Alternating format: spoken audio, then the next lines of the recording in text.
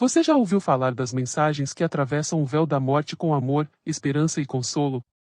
Respira fundo porque a reflexão de hoje vai direto ao coração de algo profundamente transformador e espiritual. As chamadas cartas consoladoras, psicografadas por Chico Xavier, cheias de respostas que tocam nas maiores dores humanas, a perda, a saudade, o desamparo e o reencontro com quem amamos além da vida. Essas cartas não são apenas palavras, são fragmentos de luz que atravessaram o silêncio da morte para alcançar corações vivos, em luto, confusão e dúvida. Imagine receber uma mensagem que afirma que alguém que você amou está bem, consciente e ainda te observa com amor, e isso pode abalar as suas crenças mais profundas. Hoje, inspirado pela palestra de Alberto Almeida no programa Amigo Espírita e Chico Xavier, você vai ser desafiado a olhar para essas cartas sob uma luz nova, como ecos da eternidade, não simples palavras psicografadas. Fica comigo até o fim, porque essa mensagem pode abrir portas emocionais e espirituais que você nem sabia que estavam trancadas. Assista até o final. E dizer do nosso encanto de poder compor neste momento, ao lado de amigos que partilham do mesmo ideal e da mesma reverência a Chico Xavier, no lugar que ele ocupou de trabalhador da seara espírita, desenvolvendo essa função com tal magnitude que nos serve de exemplo, e por isso qualquer evento que se estabeleça em torno da sua figura é merecedor de respeito, reflexão, para que possamos usar no nosso cotidiano. Conta-se que Chico Xavier experimentava o desafio no enterro de um sacerdote que se lhe opunha às possibilidades mediúnicas, supondo talvez que ele não fosse médium. E diante daquela ocorrência que se fazia tão tristonha, conta-se na tradição, de que o sacerdote propôs-lhe então que ele pudesse fazer valer a comunicação dos espíritos, já que estavam numa exéquia fúnebre, no movimento em que ali se operava a finalização dela com o sepultamento de um corpo. Chico Xavier sentou-se a uma pedra, tomou de uma página em branco e começou a escrever. E escreveu. Escreveu através da sua mediunidade extraordinária, a notável poetisa chamada Cotovia Potiguar, Alta de Souza. O sino plange em terna suavidade. No ambiente balsâmico da igreja, entre as naves, no altar, em tudo voeja o perfume das flores da saudade. Geme a viuvez, lamenta-se a orfandade. E a alma que regressou do exílio beija a luz que resplandece, que viceja na catedral azul da imensidade. Adeus, terras das minhas desventuras. Adeus, amados meus, diz às alturas a alma, o azul do céu singrando. Adeus, clamam as vozes desoladas. Adeus, clamam as rosas desfolhadas de quem ficou do exílio soluçando. É um notável soneto intitulado Adeus, traduzindo a excepcional psicografia estabelecida naquela ocorrência que reza a tradição dentro de uma conjuntura de desafio. Chico Xavier era evidentemente um portador de uma possibilidade única para fazer valer a presença dos espíritos imortais num espectro de alta magnitude. Recebia entidades de um padrão evolutivo extraordinário, mas recebia também as entidades mais sofridas, bem como aquelas mais odiosas, para que pudessem também receber o clarão da luz que vinha do alto, através do diálogo fraterno nas reuniões de desobsessão. Todavia, a par da tarefa missionária e única de receber de mais de 400 livros pela psicografia, a figura de Francisco, o Cisco de Deus, nos ensejou poder receber um contributo de experiência que até hoje ficou marcado na história do espiritismo no mundo: as cartas consoladoras. Eram cartas que deveriam estabelecer na vida de Chico Xavier um movimento pouco perceptível daqueles que não se aproximaram da figura do médium, mas que depois, aos poucos, foram tomando ciência através dos livros que foram sendo publicados em torno dessas cartas, ou a partir dessas cartas. Foi assim que Chico Xavier dedicou grande parte do seu tempo a atender o povo, o público. E ali, numa situação de excepcional delicadeza e firmeza mediúnica, conseguiu fazer um feito, até hoje, não comparável e de difícil repetição: receber cartas consoladoras, publicamente, capazes de resistir às análises mais difíceis, mais criteriosas, mais rigorosas dos peritos, dos críticos, dos censores, desde aquele que se fez no início da nossa fala, exigindo de uma comunicação do ponto de vista da religião, até aqueles que estavam colocados dentro da literatura e exigiam, de algum modo, provas de que Parnaso de Além-Túmulo era originário dos espíritos, e não de um homem que tinha apenas o primário e que fora capaz de psicografar ou imitar mais de 50 poetas luso-brasileiros, o que ensejou Monteiro Lobato afirmar: se Chico Xavier foi capaz de fazer pastiche, imitação, fraude, imitando 50 poetas, ele deve ocupar qualquer cadeira aqui na Academia Brasileira de Letras. Para dizer, portanto, nas entrelinhas, que era impossível um homem da categoria de Chico Xavier, no que tange a sua formação cultural escolar, poder imitar 56 poetas luso-brasileiros do jeito que fez, guardando o mesmo estilo, a mesma pauta musical, os mesmos temas que eles ensejaram viver em vida e agora na morte, trazendo apenas o conteúdo de forma diferenciada, porque fazendo menção à espiritualidade, à imortalidade.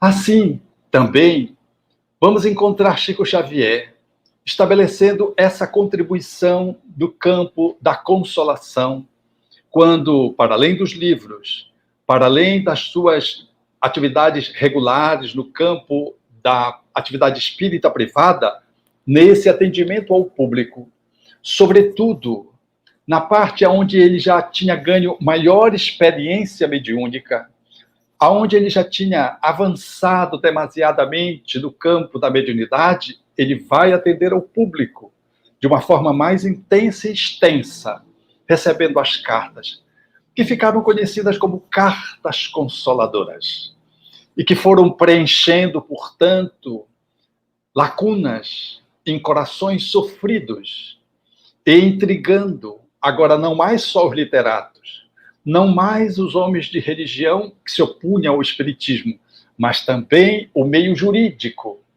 Foi assim que se estabeleceu, no ano de 1976, quando Emanuel Gregores, um jovem que tinha apenas 23 anos e que estava com um amigo chamado José João Batista, e naquele relacionamento com duas bailarinas, garotos estabelecendo contactos envolvidos por uma pequena dosagem de uísque, se estabeleceu uma tragédia.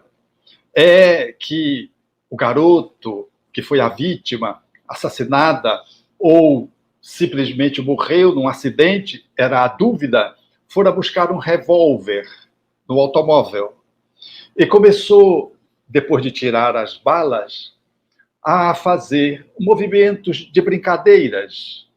Então, Emmanuel, que fazia essa movimentação ao lado do amigo, que também compartilhava numa certa medida delas, eles entreteceram, num dado momento, uma ocorrência que não estava prevista. Uma bala foi colocada no tambor e estabeleceu-se aquilo que naquela época se fazia, roleta russa, onde se apertava o gatilho numa experiência de sorte para ver se a bala saía ou não, podendo liquidar uma pessoa ou não, e muitos jovens morreram dessa forma. Quando João Batista, tomando a arma e colocando a bala no tambor e fazendo menção à roleta russa, depois de brincar com o tambor vazio, o jovem, que se colocava talvez dominado pela bebida alcoólica, Emanuel Gregores, disse-lhe: pode me atirar, eu tenho o corpo fechado. Era um momento, portanto, de sorte. E diante da insistência dele, João Batista, quiçá também envolvido pelo álcool, não sei, acionou o gatilho e a bala alcançou Emmanuel. Foi uma tragédia. Ele faleceu e, diante das circunstâncias, os pais ficaram absolutamente desolados. A ocorrência tomava caminhos no âmbito jurídico, quando o acidente se tomava as referências, os depoimentos das meninas do próprio João Batista, que fora na posição de acusado, e a vítima havia desencarnado. Surpreendeu a todos com uma visitação que Chico Xavier fizera à casa da mãe de Emanuel, Dona Augusta, em Goiânia. Recebeu a visita surpreendentemente imprevista do médium, que ia a Goiânia receber uma homenagem e, sem aviso prévio, foi à casa de Dona Augusta e lhe disse que o filho lhe mandava um recado, que eles pudessem desistir da apelação no campo da justiça. Sim, apelação. Porque o juiz que fora fazer a análise da questão, curiosamente chamado Orimar Bastos, ele sentou-se às 21 horas para fazer ali o seu alinhavo do ponto de vista da sentença e entrou num transe, que ele diz que não era uma incorporação, mas ele confessa que de 9 horas da noite à meia-noite, ele escreveu 6 laudas de papel que ele absolutamente não lembra de tê-lo feito. A sentença proposta pelo juiz Orimar inocentava aquele que era o João Batista, que estava sendo acusado de homicídio. E a tese ficou aprumada no sentido de uma visão teórica do direito alemão, que dizia que quando a vítima ela suscita, ela se expõe, ela provoca o acidente, nessa circunstância, ali aquele que era o acusado mereceria, portanto, inocência. Era essa a tese que ficaria do ponto de vista da análise do juiz. E o juiz entendeu que não havia dolo e que não havia culpa. Foi um acidente. Naturalmente que a apelação entrou contra a sentença do juiz. E foi nessa circunstância que a mãe de Emmanuel recebeu a visita de Chico Xavier, que disse-lhe que o garoto pedia que eles não seguissem na apelação, que isso o incomodava espiritualmente, de que ele fora, se houver um culpado, fora ele o culpado, porque estava brincando com a vida. E, efetivamente, deu zebra, uma zebra muito grande, diria ele mais tarde numa psicografia, e solicitava que a família desistisse de continuar na movimentação da apelação e que, se houvesse a condenação, e a indenização, isso o perturbaria muito espiritualmente. A princípio, essas colocações à guisa de recado foram dadas por Chico, e a família era espírita, então retirou a apelação, e então João Batista permaneceu inocente. Essa ocorrência foi muito curiosa, porque no mesmo ano, isso se deu em janeiro, esse acidente. Em maio aconteceu um outro acidente, esse mais complexo, que chamaria a atenção do mundo jurídico. O mundo jurídico internacional se moveria pela primeira vez no que tange a uma mensagem psicográfica que deveria ser usada como prova para inocentar o acusado. Deu-se com um outro jovem. Ele tinha apenas 18 anos. Garcês, Maurício Garcês, estava brincando com um amigo. Pediu um cigarro para o amigo, que se chamava José Divino. O amigo não lhe ofereceu, ele foi então na casa do amigo, mexer nas coisas do pai do amigo, para buscar um cigarro, mas tinha uma arma. Aquilo que a gente acha que sempre nos faz proteção doméstica, ou que alguns reivindicam isso. Então ele pegou a arma, e quando ele pegou a arma, outra vez sucedeu um fato curioso. Aquilo que era o tambor da arma se descolou e as balas caíram dentro da pasta. E aí ele brincou, atirando 100 balas contra o amigo, de quem a arma era do pai. E fez 2 tiros, na brincadeira, naturalmente. O amigo levantou-se e disse: o papai não gosta que se lhe mexa nas coisas. Tomou a arma do Garcês, do Maurício. Enquanto o Maurício foi à cozinha, Garcês foi à cozinha, José Divino foi ajeitar ali, sintonizar o rádio. E ficou diante do espelho com a arma, a exemplo do amigo anteriormente, fazendo movimentações com a arma. Foi nessa circunstância que não se deram conta que tinha ficado uma bala. E quando Maurício se aproximou, numa movimentação que foi absolutamente involuntária, o gatilho foi apertado por José Divino e alcançou o jovem de 18 anos, que tombou, momentos depois, sem possibilidade de salvação. Uma ocorrência trágica. A família de Maurício Garcês ficou desolada, visitada por 2 outras mães que tinham os filhos também falecido e tinham recebido mensagem de Chico Xavier, foram, portanto, visitar essa família enlutada na tentativa de estabelecer consolo. E o processo foi se dando na movimentação do tempo, em função da dor, daquilo que era um escândalo na cidade de Goiânia. E quando o processo chegou nas mãos daquele que deveria ser o juiz a julgar entre 30 mil processos, adivinhe na mão de quem caiu? Do Orimar Bastos, novamente. Caiu na mão do juiz. O juiz foi examinar a peça. Estava feitos os registros dos depoimentos nessa narrativa sintética que eu fiz.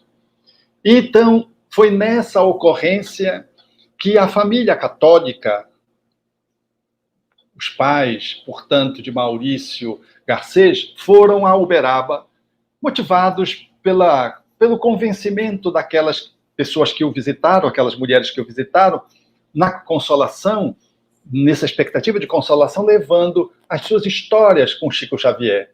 E lá no Grupo Espírita da Prece em Uberaba, veio a comunicação de Maurício, pedindo que a família não guardasse remorso, nem tristeza, nem raiva, e de que perdoasse o amigo que não tivera responsabilidade nenhuma, que eles estavam diante do espelho, brincando, que o tiro foi acidental, e que se houvesse um culpado, o culpado era ele mesmo, Maurício, porque ao invés de estar estudando, estava brincando com a vida, movendo armas. Essa mensagem psicográfica que veio para a família foi estampada no jornal e o advogado a juntou no processo. Foi o momento, então, que o juiz, fazendo a análise da peça, identificava que não houvera dolo, de que não houvera culpa e, com a mensagem de acréscimo, estabeleceu a absolvição do acusado. Isso reverberou no nosso país, nos jornais, e em nível internacional, que haviam de dizer que a mensagem vinda do além tinha podido promover a absolvição de um acusado nos Estados Unidos, na Inglaterra, e assim criou-se um frisson. A televisão teve a oportunidade do programa Flávio Cavalcante de entrevistar o juiz, e o juiz disse que a peça do processo, de que nos autos, ali estavam as provas de que o convenceram de que o jovem, ele efetivamente não tinha promovido o crime, não havia nem dolo e não havia culpa. Acrescido da mensagem, que serviu como que de pequeno acréscimo, era a fala do juiz. Lógico que a família, movida pela dor, entrou com a apelação. E o egrégio, composto pelos desembargadores, estabeleceram que não era viável poder levar em consideração aquela página, considerando que o sistema geral do direito positivo não incluía essa possibilidade da comunicação que estava juntada ao processo depois da instrução que o delegado havia feito, e de que, portanto, era passível do sistema da absolvição ser revertida e ia para o júri, era para o tribunal de júri. E o jovem, como não tinha bons antecedentes e, efetivamente, estava em possibilidade de ficar solto até o julgamento. O julgamento se deu 4 anos depois, e o tribunal de júri conferiu, com 6-1, a absolvição do réu. É o início, do ponto de vista jurídico, em que as cartas consoladoras, a exemplo do Parnaso de Além-Túmulo em nível literário, agora era a psicografia de Francisco Xavier movimentando aquilo que era o meio jurídico. Pela primeira vez, ciência e religião se colocaram em posições díspares. É que a ciência usa como metodologia a pesquisa, e a religião usa, tradicionalmente, a metodologia da fé. Elas ambas ocupam lugares como se fosse no triângulo, compondo uma pirâmide, da base. Elas buscam a mesma verticalidade que é a verdade, mas pela metodologia diferente. Uma carta psicografada, naturalmente, que recebe uma resistência da ciência. Todavia, é muito curioso que no caso de Maurício Garcês, o juiz Orimar Bastos não se fundamentou em si mesmo na psicografia, mas ela o incentivou a considerar o réu inocente, porque fora feito um estudo grafoscópico, um exame, portanto, estabelecido por um perito, Augusto Perandreia, fez análise da página no que tange à assinatura e comparou a assinatura com aquela que estava na carteira de identidade. E, curiosamente, o perito, que era católico, estabeleceu que era a mesma pessoa que tinha assinado, seja a carteira de identidade, agora aquela página que ele depois soubera que era uma página psicografada, o que lhe ensejou muita curiosidade e se iniciar numa pesquisa que culminou na publicação de uma obra chamada A Psicografia à Luz da Grafoscopia. Era um estudo técnico, era um estudo da ciência que busca objetivamente as provas e que ensejavam, naquela circunstância, a credibilidade de que, efetivamente, Maurício Garcês, através de Chico Xavier e Uberaba, era ele quem tinha que firmado aquela carta pela assinatura e pelos dados que ali continham. Dias se aproximam em que a psicografia haverá de ser considerada pelos operadores de direito, seja na legalidade das leis, seja inclusa enquanto doutrina do direito, seja criando jurisprudência que lhe enseje, portanto, valer-se da psicografia como um instrumento de prova, como meio de prova, para poder fazer jus a determinado expediente do campo de vista do operador do direito, seja do advogado, seja do promotor. É a extraordinária faculdade de Francisco Cândido Xavier, que além de consolar, suscitava questionamento naqueles que eram os operadores do direito, naqueles que eram os literatos, naqueles que eram os homens frios de ciência, como vi, por exemplo, meu irmão morando em São Paulo, aquele que era o chefe da sua especialidade no hospital de clínica, certa feita, e sabendo que ele era espírita, se aproximou e perguntou se ele acreditava na comunicação dos mortos. E, naturalmente, o meu irmão disse que sim. E ele, então, o convidou para ir na casa dele. E, quando chegou na casa dele, apresentou a esposa. E eles tinham perdido um filho por homicídio, autocídio, suicídio. E a esposa contou que, quando o filho faleceu, eles ficaram profundamente desadorados, sem consolo. E ela, então, ouviu falar de Chico Xavier e ficou procurando tudo sobre Chico Xavier. Foi um dia, então, ela foi a Uberaba, junto com o esposo, estavam na fila, nessas tradicionais filas, onde se compunham o atendimento que ele fazia individual após as cartas consoladoras. Mas, quando ela estava lá, já enfileirada, e quando Chico foi chegando, ele se aproximou no meio da fila, foi-lhe, tocou-lhe no braço e disse-lhe, no final, fique porque eu quero conversar com você por último. Os trabalhos todos se deram, e quando às 3h da manhã acabou de se atender à fila, ele veio e deu a comunicação, o diálogo, e deu a comunicação do filho pela psicografia. E o filho dizia que ele sofria muito, porque o pai entrava todos os dias no escritório, onde havia tido o acidente, e se punha a chorar. E que ele queria dizer ao pai que ele não se matou, que foi um acidente com a arma. Não houve a intenção de se matar, mas de que o sofrimento dele era atroz, vendo que o pai não se perdoava, em tendo uma arma em casa, e não acreditava de que ele pudesse estar vivo. A comunicação, recheada de detalhes e de comprovações, ensejou aquela mãe que já estava semi-consolada através da doutrina espírita, dos pequenos contactos que teve com Chico Xavier, agora, diante de uma página psicográfica e do contato com o médium que lhe ensejou um atendimento especial no final, junto com o esposo, estava completamente refeita, a despeito da dor, da saudade. Mas o esposo permanecia com dúvidas. O meu irmão me disse, é incrível, como pode um homem com tanta cultura ainda tinha dúvidas diante de tanta evidência? E eu disse para ele, mas professor, como o senhor tem dúvida de tanta evidência? E ele apenas ficou silencioso, não disse uma palavra.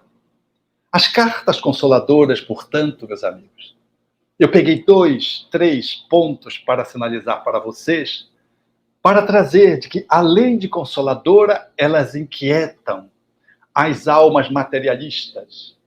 Elas causam um frisson neste mundo que se coloca ainda com a negação da imortalidade da alma. Seja o mundo jurídico, seja o mundo literário, seja o mundo médico, esse último caso é um caso médico. Essas diversas profissões que se apartaram da imortalidade da alma e da espiritualidade, porque a teologia tiranizou por muito tempo a cultura e a ciência teve que se despregar dela, negando Deus para fazer o seu caminho, veio o Espiritismo e faz um nexo de religação. Por isso, Allan Kardec escreveu em O Evangelho segundo o Espiritismo que o Espiritismo era a aliança entre a ciência e a religião.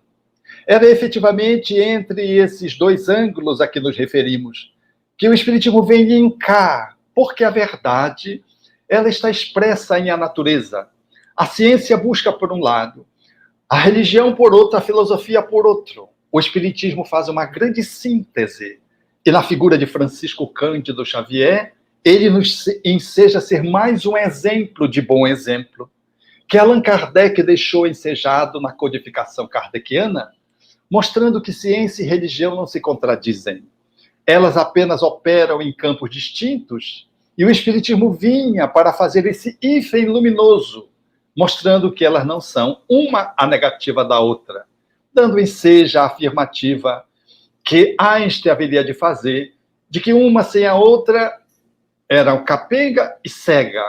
Ora, a ciência sem a religião ficava capenga, paralítica, e a religião sem a ciência ficava cega. O Espiritismo vem e junta isso. E Chico Xavier, esse exemplo que transcende as páginas da consolação para a iluminação pelo esclarecimento. A figura de Francisco Cândido Xavier nas cartas consoladoras, elas não só consolam porque é uma manifestação da fé, é uma manifestação da fé racional, porque é recheada de conteúdos verazes, as análises técnicas grafoscópicas, elas ensejam que os peritos possam estabelecer a confirmação, como fizeram inúmeras cartas, nos estudos que a Associação Médico Espírita de São Paulo operou também fazendo essas pesquisas.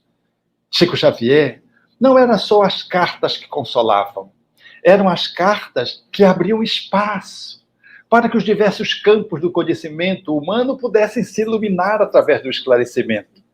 Era a possibilidade que o Espiritismo nos ensejava experimentalmente de mostrar que coração e cérebro estão juntos. E de que o ser humano é muito mais do que ser humano, é espírito, é alma. E a figura de Francisco Cândido Xavier, através dessa postura, nos enseja reflexões bem maduras para os dias atuais. Porque eu quero dizer aos amigos que as cartas consoladoras, elas requerem que o médium tenha experiência. Chico Xavier não fazia entrevista de ninguém para psicografar as cartas.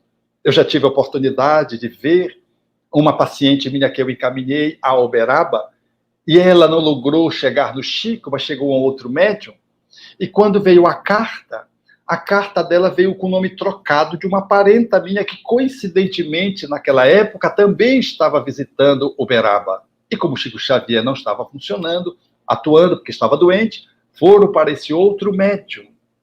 E o médium, então, trocou, porque entrevistou as duas e trocou o nome próprio das duas personagens, que eram nomes bem distintos, inconfundíveis. E então, a pessoa veio e me perguntou, a minha paciente, mas como é que pode? Eu fiquei naturalmente sem nenhuma explicação que pudesse dar plausibilidade à verdade, porque ali a verdade parece que tinha ficado subtraída, ou pelo menos deformada, porque as informações, elas ficaram trocadas, e ficaram trocadas, quiçá, até pela sugestão do médium, sem admitir que o médium pudesse estabelecer fraude, mas sugestionado pelas entrevistas que ele mesmo fez, ele trocou as páginas num processo de filtragem mediúnica, ou operou uma fraude, que eu não levanto essa hipótese, especialmente nesse médium, que não tinha essas características. Mas vejo como é delicado ser médium de cartas consoladoras, porque exige uma especificidade do campo mediúnico para dar datas, para dar referências, para estabelecer, em algumas circunstâncias, a grafia que corresponda e possa ser comprovado, para fazer a declaração de alguns indícios provacionais que registre cabalmente de que é o espírito que está se comunicando. Como vi um amigo recebendo uma carta, a carta vinha com várias assertivas, mas a que mais foi convincente foi as flores que o espírito desenhou, que era a sua característica quando em vida, quando fazia uma missiva. Todas as vezes que ele estabelecia uma correspondência, ele desenhava umas flores. Essas flores, além das outras características que estavam constando na carta, foram decisivas para consolar, alcançando o cérebro e o coração da pessoa enlutada. É muito difícil receber cartas consoladoras, porque aqueles que buscam, eles buscam a pessoa e não Deus. eles buscam o médium a qualquer preço para que possa dar as mensagens. O médium fica exposto aos apelos, como Chico Xavier ficava e mencionava. Há que ter muita retidão moral. Aquela família da primeira pessoa, do Emmanuel Gregores, só aceitou tirar a apelação em relação àquilo que estava estabelecido pelo juiz, porque Chico Xavier tinha moral ilibada e conduta ilibada. O médium tem que ter integridade, porque há muitas fraudes nos dias de hoje, e pseudos médiuns, que valem-se dos Instagrams, dos Facebooks, dos sites de referências, e entram nesse mundo virtual e coletam as informações e montam cartas que parecem ser verazes, mas são fraudes, em busca de outros objetivos que não a verdade. Chico Xavier demonstrou, portanto, nesse período, o quanto precisamos estar muito atentos quando lidamos com a dor humana, e as suas cartas eram para consolar, não eram para legitimar o luto, porque há muitos que fazem da cartas, mediante fraude, espécies de manipulação de vínculo. E ao invés de trabalhar a dor, elas legitimam a dor de forma negativa, mandando cartas sucessivas que solidificam o vínculo emocional nocivo, ao invés de promover a libertação através de um luto bem feito. Ao invés de consolar, cria uma fixação neurótica. Então, há que termos muito cuidados no que tange a esse campo de manifestações mediúnicas, no qual Chico Xavier é um exemplo que precisa ser refletido, estudado, meditado, e por isso trouxemos essas considerações e agora nos abrimos para o debate. Meu amigo, que maravilha! Estamos muito felizes com tudo que ouvimos e, como estávamos aqui acompanhando a leitura do chat, as pessoas estão se sentindo, os nossos amigos internautas se sentindo muito recompensados por estarem passando essa manhã conosco e tecendo sérios elogios, agradecendo por sua emocionante e profunda colocação sobre esse tema tão importante. Hoje já não questionamos a qualidade e a realidade da mediunidade vivida e trazida por Chico Xavier. E as perguntas são muitas, muitas. Nós já queremos pedir desculpas aos amigos internautas, porque não vai dar tempo, certamente, de atender a todos. Mas temos uma pergunta aqui que foi pontualmente repetida. Eu acho que vale a pena a gente começar por ela. Eu vou começar aqui. Tem uma fala da companheira Sueli que diz assim: eu gostaria de receber notícias do meu filho. Tem uma outra companheira pedindo notícias da avó. E aí as pessoas também colocando assim, o telefone toca de lá para cá. Como que funciona isso, meu amigo Alberto Almeida? A gente pode receber notícia a qualquer momento do mundo espiritual, comparando com o trabalho que Chico Xavier fez? Na atualidade, nós temos a continuidade desse trabalho no movimento espírita? É de bom tom perceber de que temos que ter muito cuidado e muito critério quando estamos diante da desencarnação de um ente querido. É natural o nosso desejo de notícias, mas como você bem disse, e isso é uma afirmativa de Francisco Cândido Xavier, o telefone toca de lá para cá, porque às vezes a pessoa não está em condições de dar a comunicação, apesar de ter o médium. Às vezes a pessoa está em condição, mas quem vai receber não está em condições de receber. Eu tive a oportunidade de viver essa experiência familiarmente. O espírito familiar estava em condições de comunicar-se. No entanto, aqueles que estavam do lado de cá não estavam em condições de receber. Não havia, portanto, uma ecologia familiar adequada do ponto de vista espiritual para receber a comunicação. Então, nós precisamos guardar a espontaneidade. Forçar a barra, nós estimulamos que, às vezes, haja fraude ou que um médium possa se sentir sugestionado e acabe por dar uma comunicação, como vi já também na minha história de vida, essa situação se estabelecer, na tentativa de consolar, ele entra num processo de sugestão e faz uma pseudocomunicação. É uma mistificação inconsciente. Também aqueles que buscam ficam mais suscetíveis de serem enganados por aqueles que são os fraudadores de plantão. É de bom tom que se espere. Guarde-se um tempo. Nós precisamos entender que a comunicação pode vir espontaneamente pelo sono, através dos sonhos. Quando estamos aqui e acolá, bem preparados, e o outro também, recebemos essa comunicação. Ainda bem pouco tempo eu tive essa oportunidade de ter um exemplo dessa ordem. Era uma senhora que perdeu o filho que estava dominado por um processo neurológico grave e desencarnou, e ela estava muito preocupada, ele morreu convulsionando, se ele estava bem ou não estava bem. E um sobrinho dela recebeu a comunicação do primo, que vinha dizer-lhe, para ele dizer para a mãe que ele estava bem. Mas o sobrinho é dessa pessoa assim, meio destemperada, meio difusa, meio avoada, e não lembrava. Ele teve um outro sonho, e o primo dizia, você ainda não deu recado para minha mãe, eu quero que você diga para ela que eu estou bem, ela está preocupada. Esse sobrinho, avoadamente, continuou esquecendo. Então, uma outra sobrinha sonhou com ele, e ele dizia, eu já mandei recado pelo fulano de tal, mas ele ainda não deu para minha mãe, eu quero que você dê para minha mãe, dizendo que eu estou bem. Você vê, foram 3 sonhos.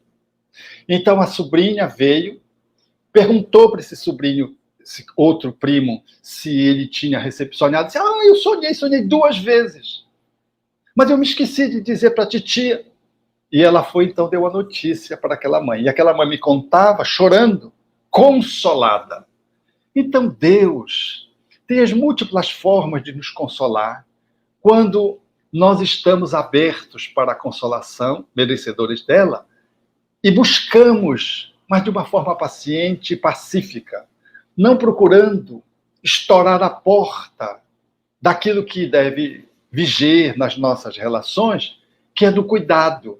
Porque às vezes a gente se atrapalha porque a gente quer uma comunicação muito rápida e ela não está em condições de ser estabelecida.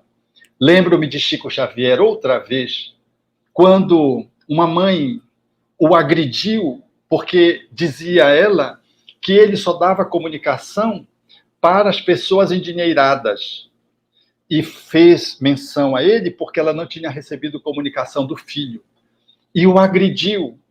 E ele depois comentava com o grupo de amigos mais reservado, em função daquela agressão, dizendo que o filho não tinha morrido como ela tinha experimentado, supor, de que o filho tinha se suicidado, de que ele enveredou pelo caminho do seminário, porque aquela mãe o tinha obrigado, mas ele não queria seguir aquele caminho.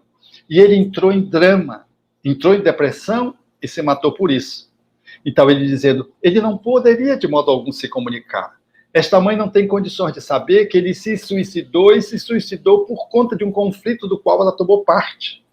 E ele comentava isso com os amigos. Então, vejam, quantas situações embaraçosas tem que se desembaraçam com uma comunicação espontânea de um sonho, e quantas outras que a gente quer a todo custo ter, e não tem porque não é hora.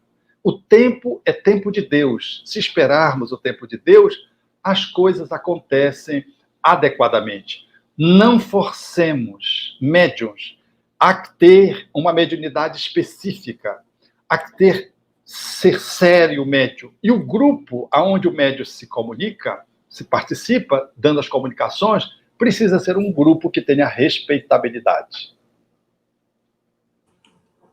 Foi excelente você tocar nesse assunto, porque hoje as perguntas parecem que se encaminham com alguma preocupação com relação exatamente a isso. A qualidade também das comunicações, porque há centros que parece que exportam comunicações.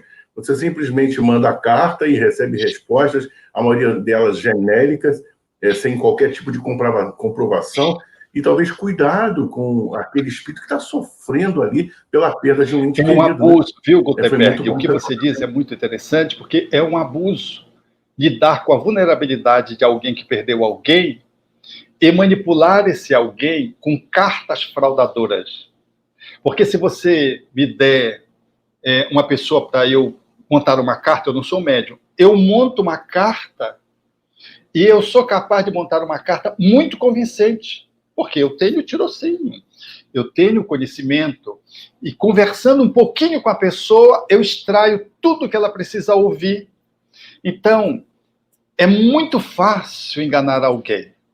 uma carta consoladora, ela precisa ter identificação que Allan Kardec propõe em O Livro dos Médiuns.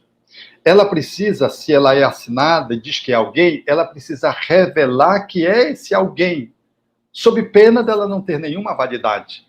Então, eu já vi uma moça chegar num grupo que não tinha esse cuidado de respeitabilidade, e o pai, que tinha desencarnado há tão pouco tempo, se comunicar através do médium. E ela era uma pessoa muito lúcida, uma pessoa judia muito lúcida, disse, e não era espírita, disse, esse aí não é meu pai. E o espírito insistia que ela disse, não, você não é meu pai.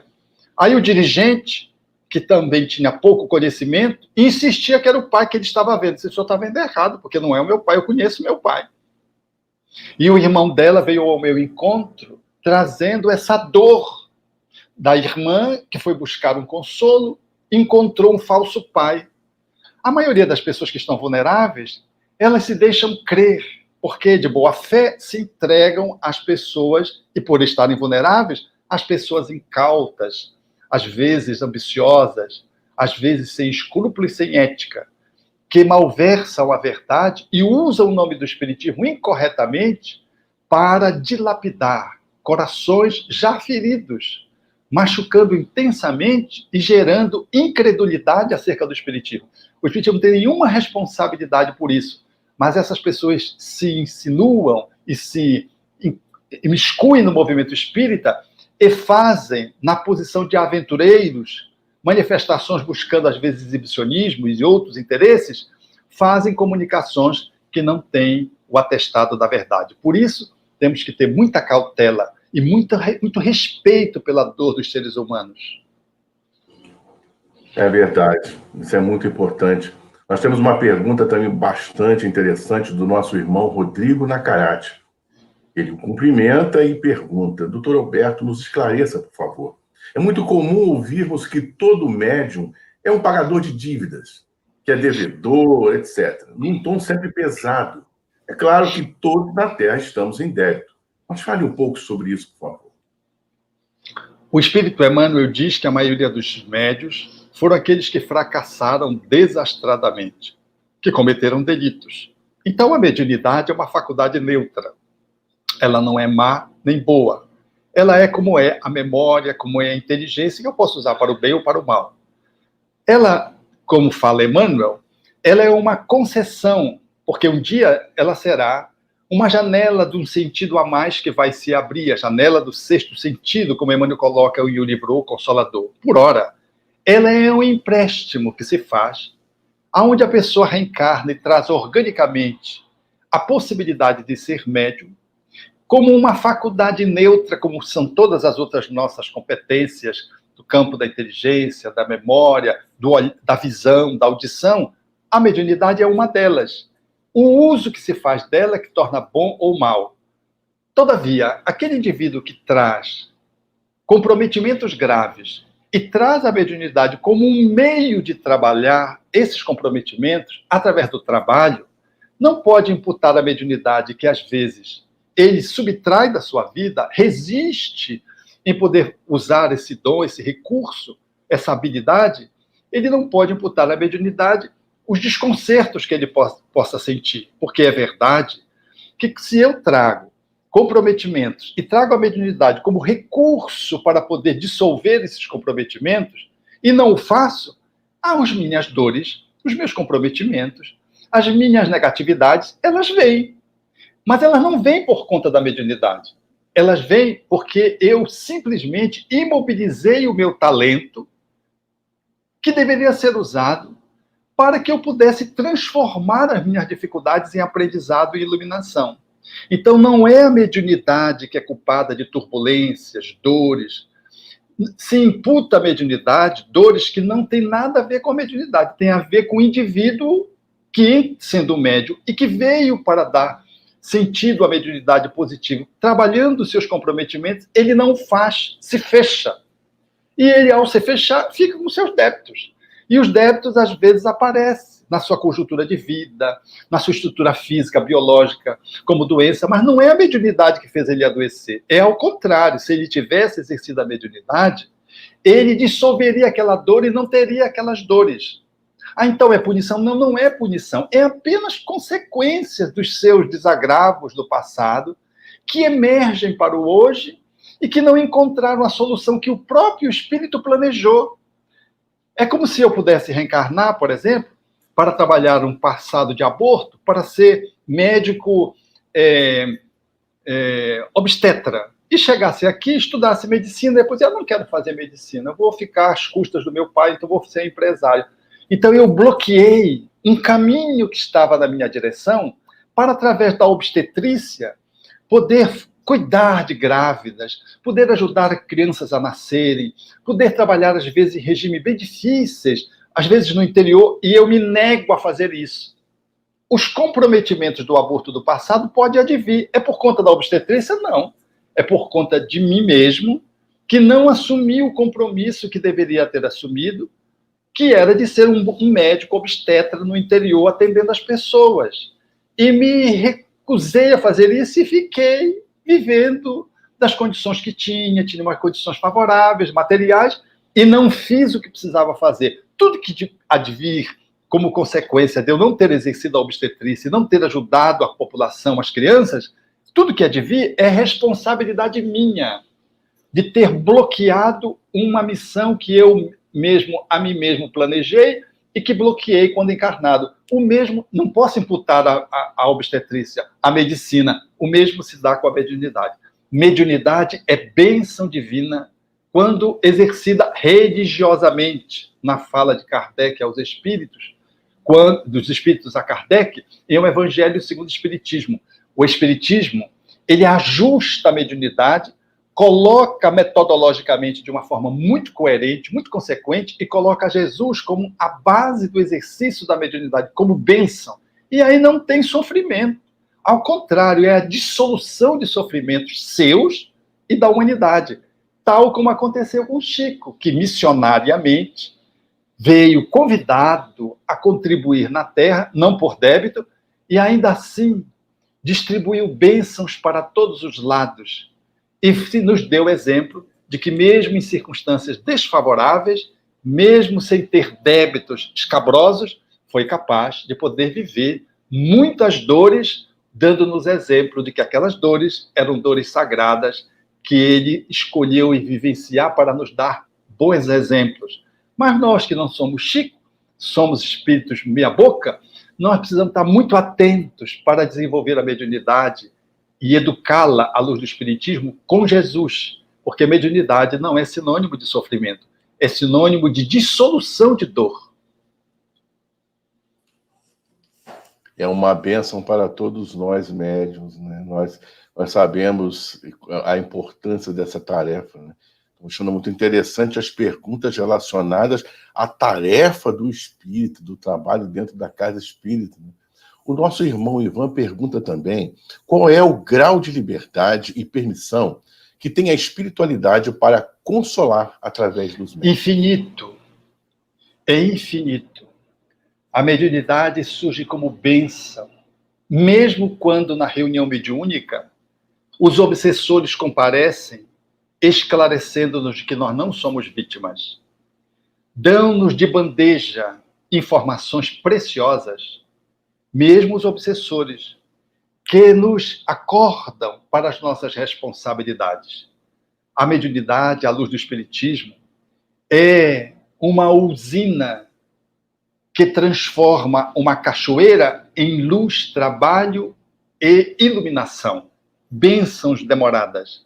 Porque na reunião mediúnica, você vê o que é que pode acontecer com você se usar droga, se você se suicidar, se você se desequilibrar, viver uma vida promíscua. Você recebe os espíritos como médium ou atende os espíritos que viveram essa experiência quando estavam no corpo, e você tem ali páginas vivas todos os dias para servir de tratamento seu e de prevenção sua. Então, e eu estou falando das entidades infelizes. Quando você pega 400 livros de Chico Xavier, que a pessoa mal dá conta de ler numa vida só, de espíritos amigos, mensagens consoladoras, iluminativas, instrutivas, você vai ver que a mediunidade, portanto, é esse farol de luz e de bênçãos seja através da comunicação dos benfeitores espirituais, seja através das entidades infelizes, que às vezes, num transe que você faz na reunião mediúnica, você ajuda um espírito que está perturbando quatro membros de uma família. Um centro espírita, por exemplo, que faça uma reunião regular mediúnica, onde, por exemplo, 4 médios recebem 2 espíritos, 8 espíritos, a 10 espíritos por reunião mediúnica. Imaginem esses espíritos influenciando pessoas, esses espíritos contaminando a economia social e espiritual da sociedade daquela cidade, por exemplo. Imagine isso, esse grupo trabalhando seriamente, perseverantemente, atendendo 10 espíritos por semana, 40 por mês. Coloque aí 10 anos. E você vai ver que aquele centro espírita promoveu um bem de utilidade pública inimaginável.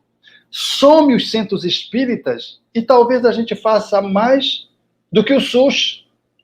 Indiretamente, naturalmente. Não é nenhuma desconsideração ao SUS, mas indiretamente é uma ação do campo da saúde imperceptível, onde o não médico, o médium, é capaz de contribuir num centro espírita sério, ajudando inúmeras dores que se multiplicam na Terra e que têm uma contribuição espiritual muito negativa para que elas se agravam. Ou o médium, doando energias à distância, manipulada pelos espíritos amigos, que recuperam saúde de pessoas no silêncio, sem nenhum espetáculo.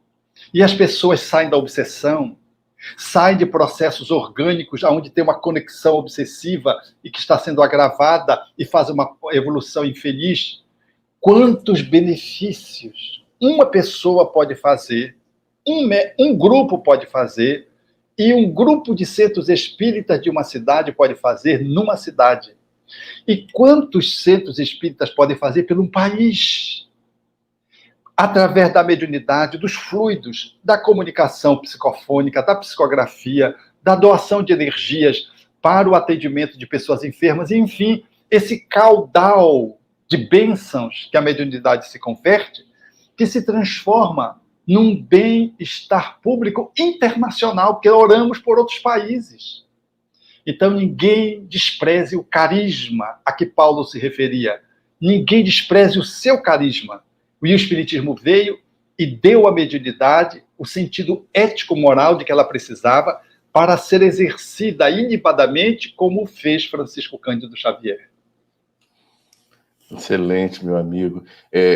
Naturalmente, nós vamos estourar o tempo, mas eu não posso deixar de fazer aqui as últimas perguntas. Eu vou fazer até uma maldade, eu vou tentar compactar as 4 perguntas aqui que têm relação, como é a sua última resposta aqui. A nossa irmã Eliane Barata pergunta: depois de quanto tempo de desencarnado o espírito consegue se comunicar?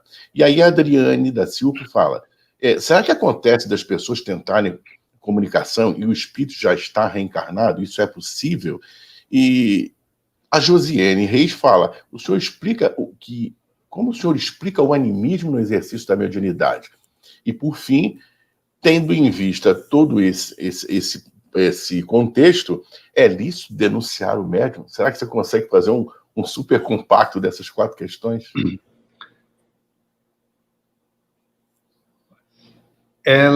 Essas questões são muito abrangentes. Eu quero iniciar pelas 2 primeiras. Lembre-me a primeira só. Quanto tempo depois de desencarnado o espírito consegue? Então, quanto tempo um espírito é variável? Um espírito superior, como Sansão, comunica-se antes que o corpo seja sepultado. Mas o espírito atrapalhado pode desencarnar e se comunicar à mesma hora. Também na família, todo atrapalhado, como já tive a oportunidade de presenciar e de viver experiências dessa ordem. Menos de uma semana o espírito está se comunicando. Naquilo que vulgarmente o pessoal chama de um encosto. Encosto, uma desencarnação súbita, ele se comunica e depois você vai avaliar e ver que é veraz aquela comunicação. Então não há tempo para que o espírito possa se comunicar. Mas, regulado pelos benfeitores espirituais, nós temos que respeitar esse tempo. E são eles que definem qual tempo aquele espírito vai precisar para poder se comunicar. A segunda pergunta, ela nos remete ao entendimento da reencarnação. Porque às vezes a gente está no túmulo olhando pelo bisavô, e o bisavô é aqui, está reencarnado, é nosso filho. E a gente está chorando o bisavô lá, e o bisavô está aqui. Casimiro Cunha faz até um verso através do Chico, demonstrando essa realidade. Então a gente está chorando alguém que está vivo, que não morreu, que já foi para o mundo espiritual, que já reencarnou, está na sua casa, e quando está às vezes na sua casa, dizendo que ele é ele. Porque há muitas crianças que se revelam, dizendo quem elas são, e dão provas cabais disso, e fazem parte do acervo de pesquisa científica de Ramadra Nesh Banerjee, que identificava nas crianças as lembranças recém-desencarnadas e confirmava de que elas existiram, de que elas eram aquelas pessoas que aquelas outras pessoas conheceram e estavam ali,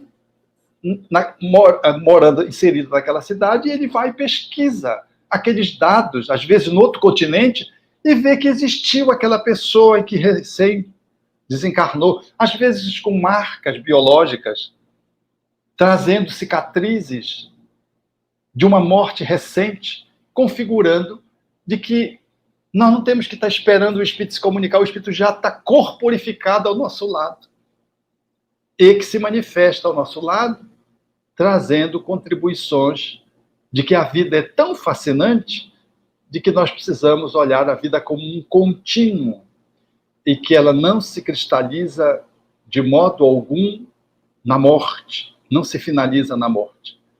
Por fim, a última pergunta que você fez, qual foi? Para encerrar?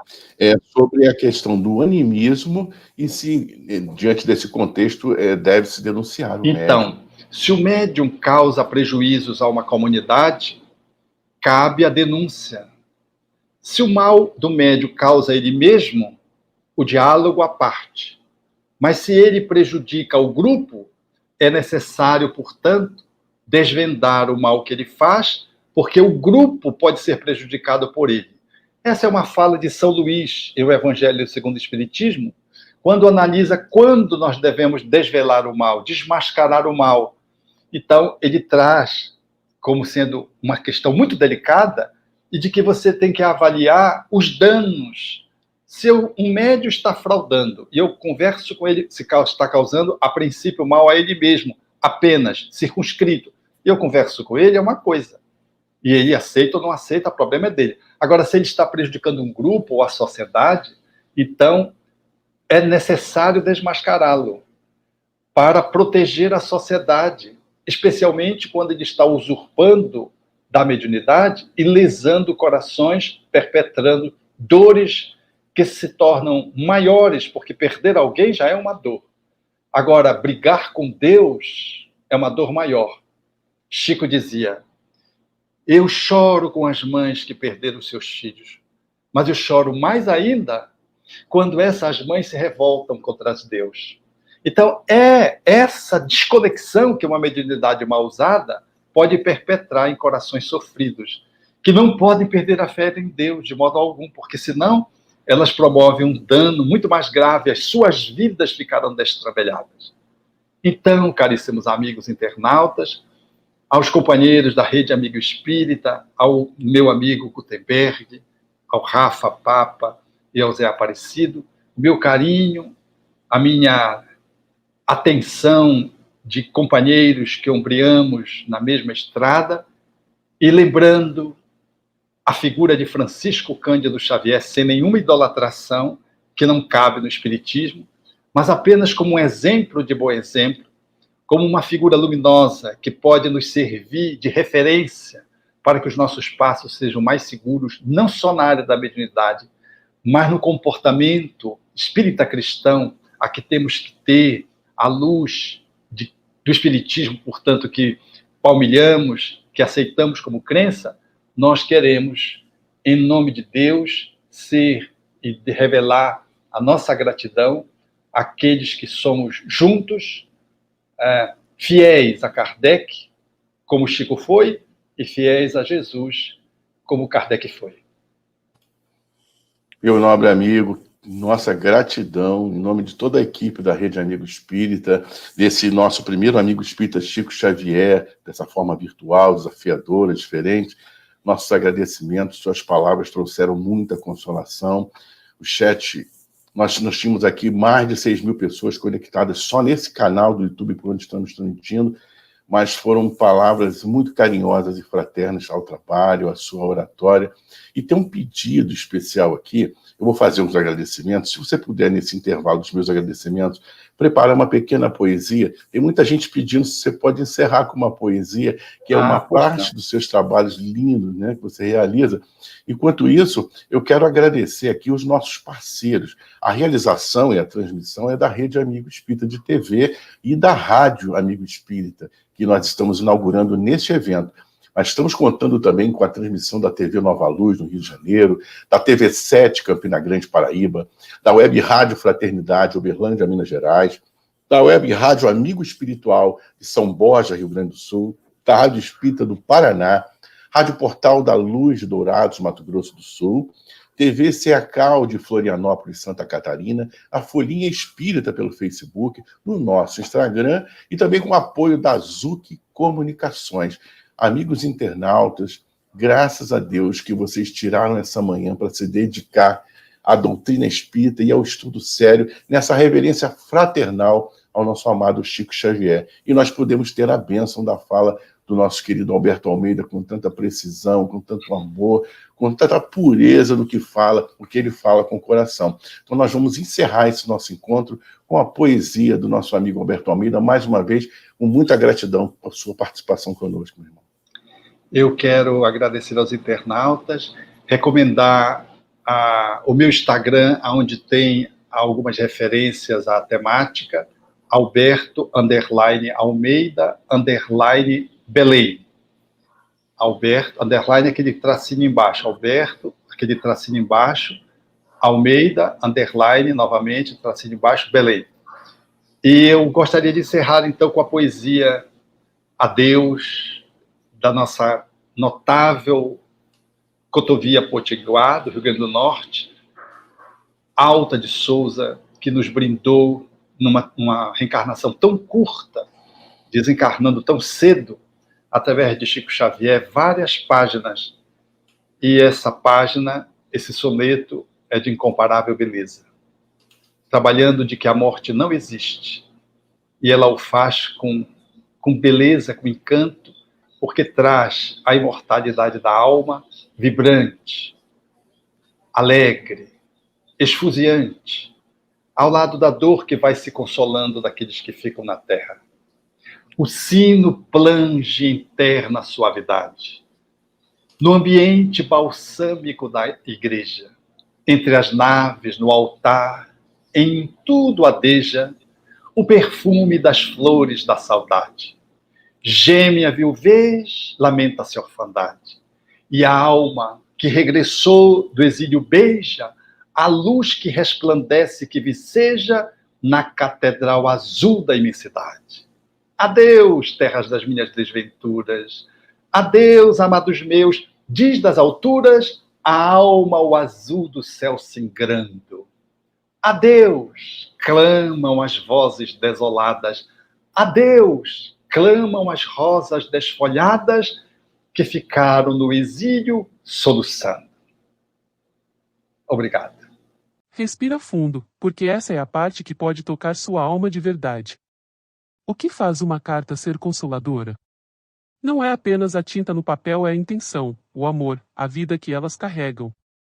E quando essas cartas são psicografadas por um médium como Chico Xavier, que dedicou sua vida a servir como canal entre mundos, elas revelam algo que ultrapassa qualquer simples explicação racional.